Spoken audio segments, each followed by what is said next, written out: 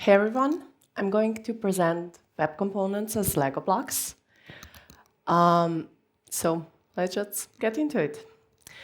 I'm a front-end team tech lead at Rally. For the last 5 years, I have been working on building customizable checkout solutions. Oops. A bit about Rally. Rally is a headless checkout solution with an agnostic backend and customizable frontend. On the slide, you can see the usual flow our users take, going from the checkout page all through the confirmation page, if we're lucky. What's important to mention here is that all pages in the flow are built using the same web components and adjusted with different configurations and styles. Brief intro to web components. Web components are a lot like components that are used in frameworks, with an exception that they are framework agnostic, meaning that they can be used anywhere on the green web, but also follow the HTML element interface.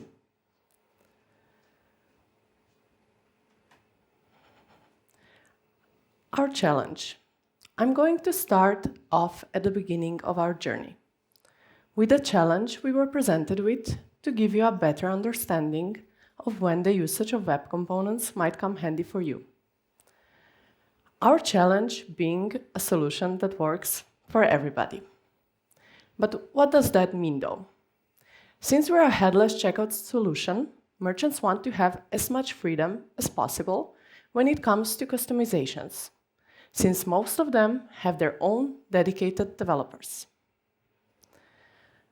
So we needed a solution that works across different platforms, and therefore different setups or stacks, ranging all from Next.js with React, Nuxt with Vue, to some specific template languages that the platforms offer.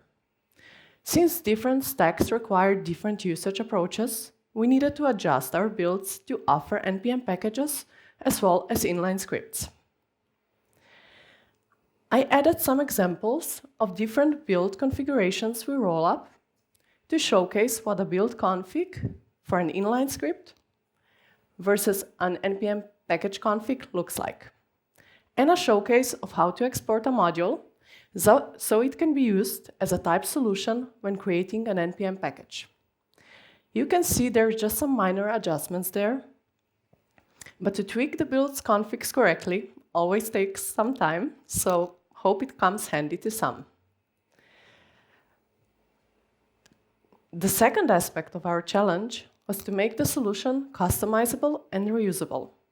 So if the users want to, they can create their own templates with their own UX and UI without needing to think about the complexity of the checkout logic, as in payments, address validation, fraud detection, or similar.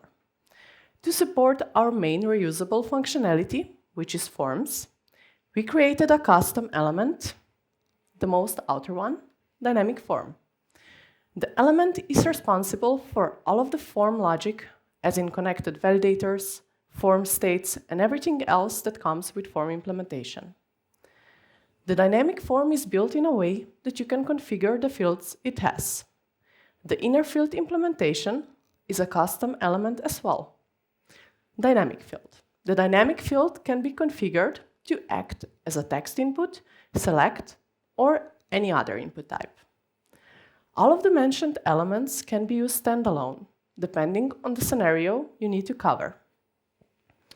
All of the business domain forms that use our custom elements as email, shipping address, payment form, you might encounter on our pages are using dynamic fields or dynamic forms as a base as well.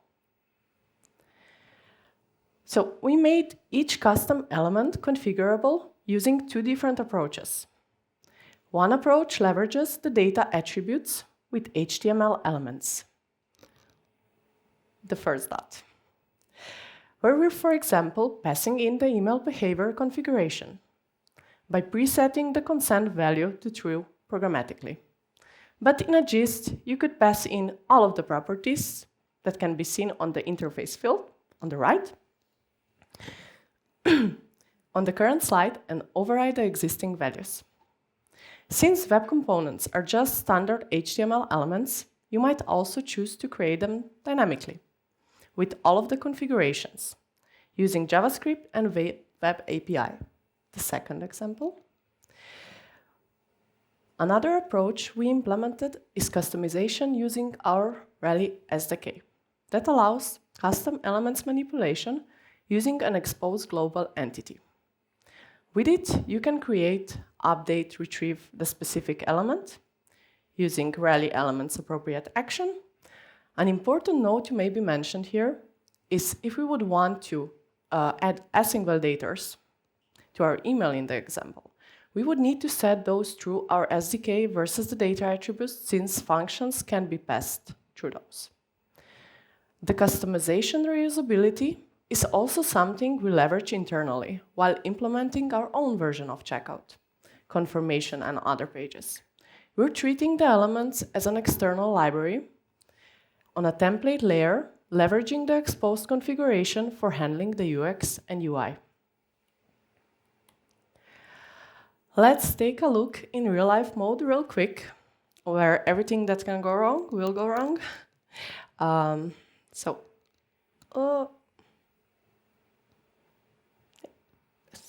I created a small Christmas template edition template, to showcase the web components in real life.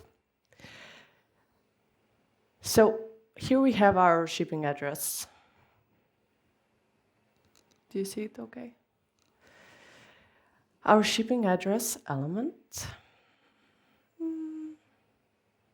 Sorry. Now I'm blind.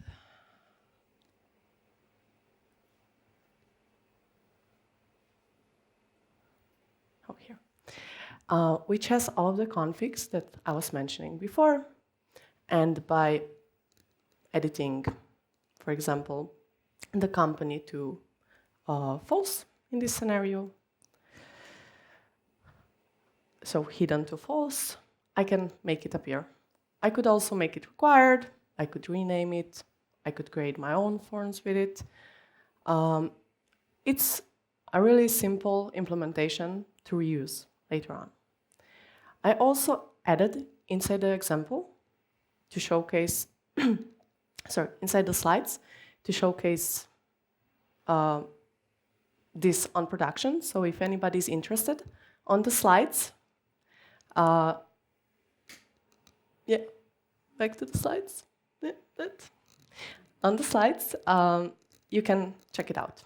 Should be the link.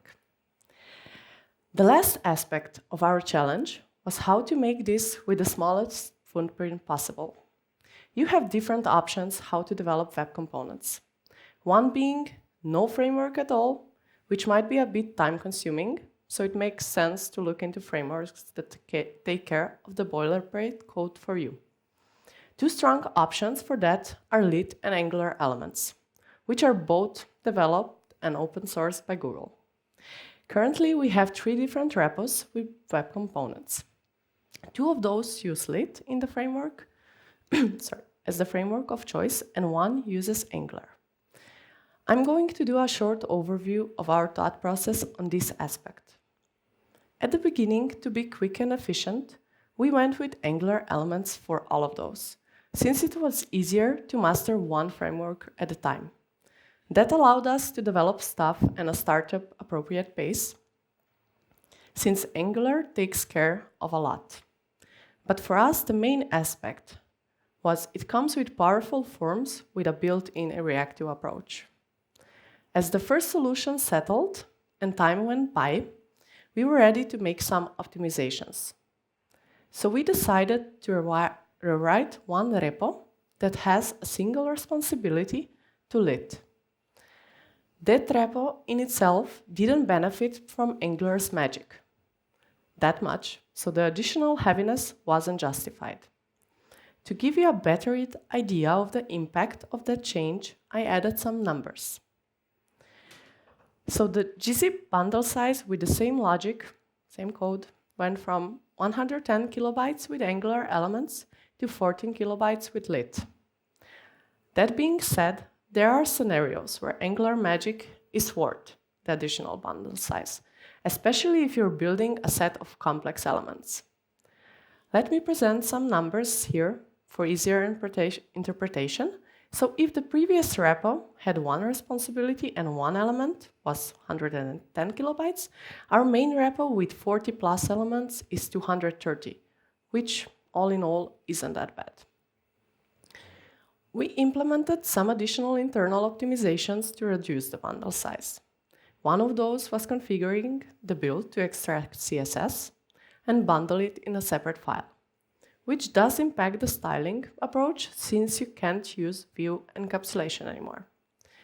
Another optimization we undertook was moving external integrations as Sentry, error reporting to a web worker.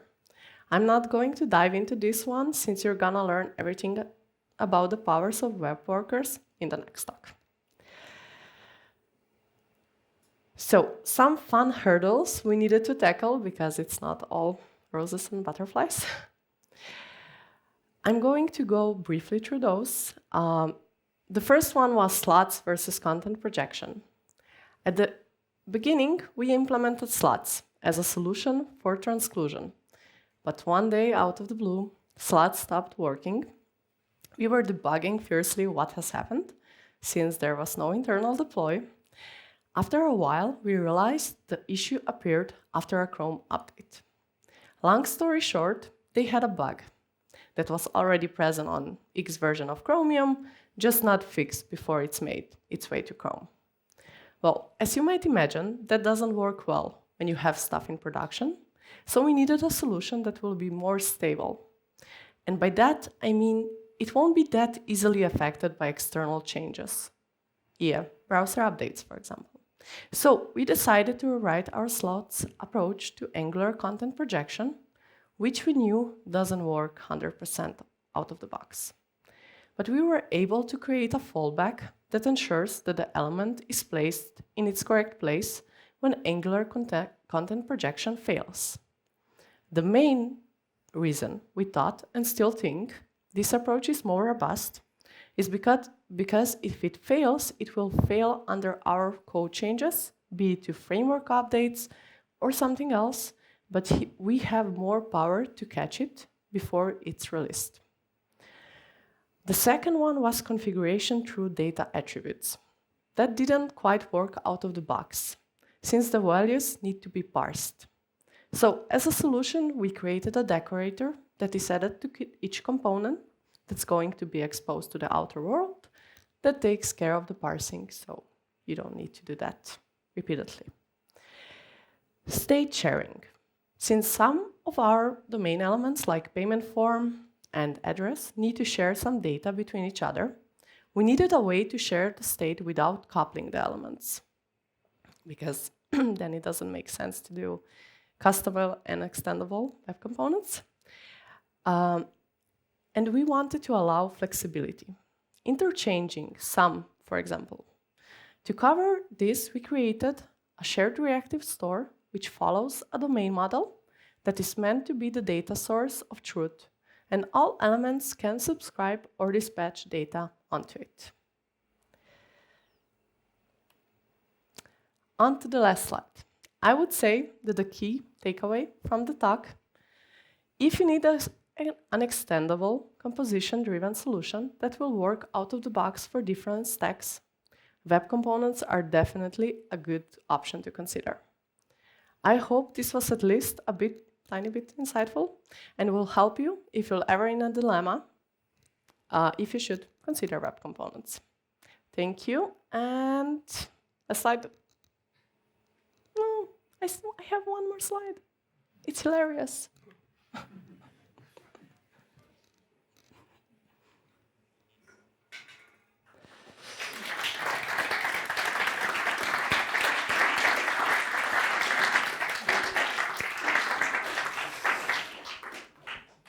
Nice. Thanks so much for sharing all that.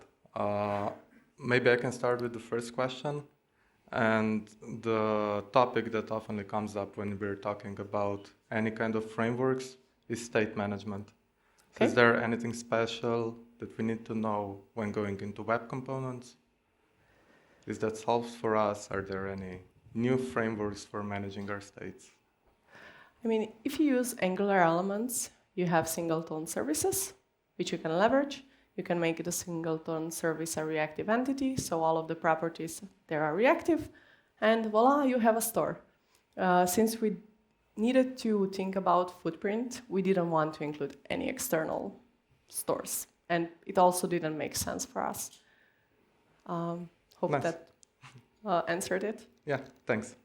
And maybe some of you who've already been there here know how to work with this. It's a box. I'm going to toss it to the first person that raises their hand. And please don't throw it in anyone's head, or try not to. Questions?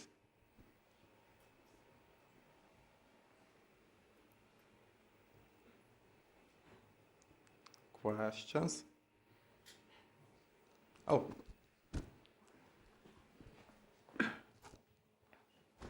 All right. Did you end up writing any of the web components using just the native functionality that is provided within JavaScript, or did you use frameworks for all of them? No, we use frameworks. We use Lit, which is great. Gives you the smallest amount of functionality possible, and it's lightweight. All right, thanks. Anyone else? So how does it work? Oh, it works. Thanks for the great talk. Maybe one question. Did you have any performance issues or stuff you needed to, you tried it, but then you had to go back because it was, slowdowns in the browser, maybe because you add too much logic into the component itself or something like that? No, that went surprisingly well. I mean, there's always room for improvement for optimizations, especially in e-commerce.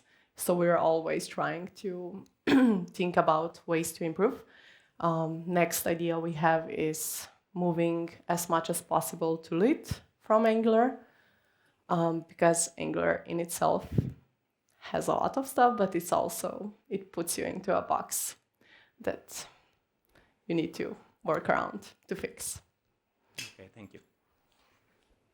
I think that's it.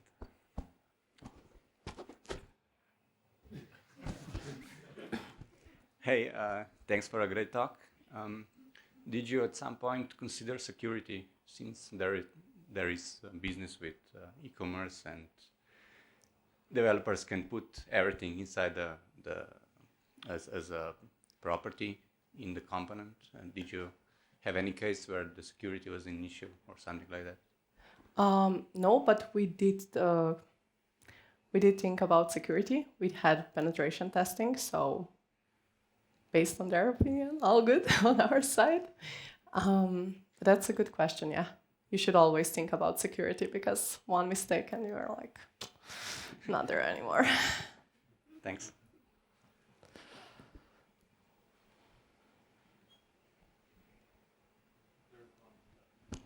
Oh, I'm not going to throw that.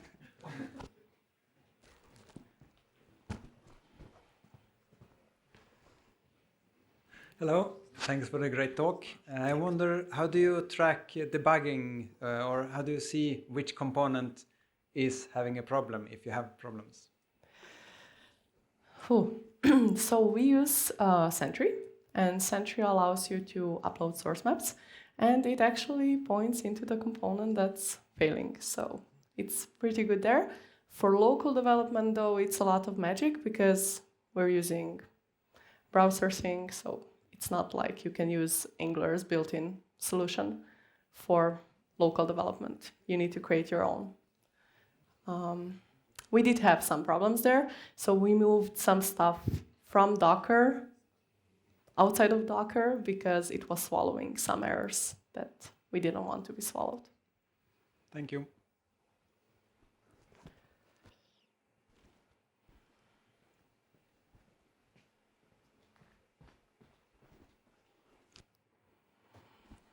Thank you. So, if I remember correctly, when I first read about web components, the idea was that you don't need to compile or build anything, right? It just works magically out of the box in the browser. So how is that going? Can you actually use the web component completely independently, just drop it into HTML and it just works? Or you need to compile stuff? No, so you need to have a script that you download, and then you can just drop it randomly. But you do need to have the code for that web component somewhere loaded. And do you need to load the compiler or anything with it to process that logic? Or I would say no. okay. I mean, I would say no, yeah. Okay, thank you. Then it would be much bigger, the bundle size. Anyone else? Maybe one final question. Can we use web components to create the whole app? Or is that something that we're avoiding for now? I mean, if you're building a dashboard, I wouldn't use web components ever. Like, web components come handy if you want to have common shared components, or you want have such a scenario that we do. It's really great, but just for an app, it has too much overhead to use it, in my opinion. So I shouldn't start rewriting my code tomorrow? No. Okay, thanks. Okay. Thank you.